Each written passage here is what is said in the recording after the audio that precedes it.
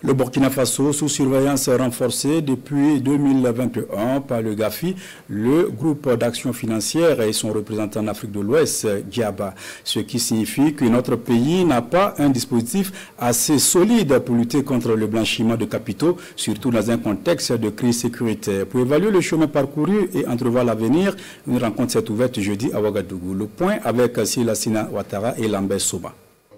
37 mesures clés et 11 rapports transmis au groupe conjoint GAFI-Giaba ont permis au Burkina de renforcer durablement son dispositif national de lutte contre le blanchiment de capitaux et la lutte contre le financement du terrorisme. À l'ouverture des travaux de cette évaluation, le Burkina Faso présente la batterie de mesures prises pour sortir de la liste grise du groupe conjoint GAFI-Giaba. Nous pouvons citer entre autres des actions sur l'entraide judiciaire qui sont des actions très importantes, des actions sur la saisie et la confiscation des biens issus de la criminalité. Également, une plateforme a été développée sur tout ce qui est régie des bénéficiaires effectifs et les différents acteurs qui interviennent dans la lutte contre le blanchiment des capitaux et le financement du terrorisme ont été formés et leurs capacités ont été renforcées. Et aujourd'hui, nous pouvons être fiers de dire que le Burkina a pu accomplir toutes les actions qui ont été prévues.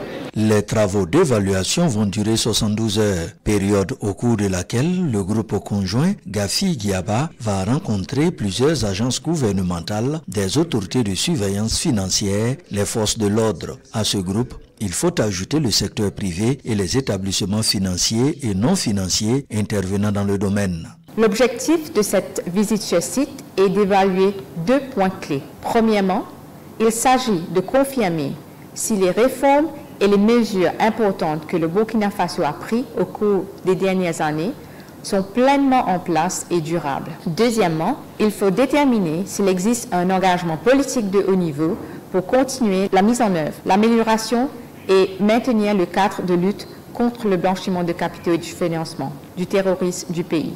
Sur la base des résultats concrets de cette visite, un rapport sera présenté à la plénière du GAFI en octobre prochain. Si les efforts déjà en cours et les engagements pris sont jugés satisfaisants, le Burkina pourrait être retiré à la fin des travaux de la liste des juridictions sous surveillance renforcée, encore appelée liste grise.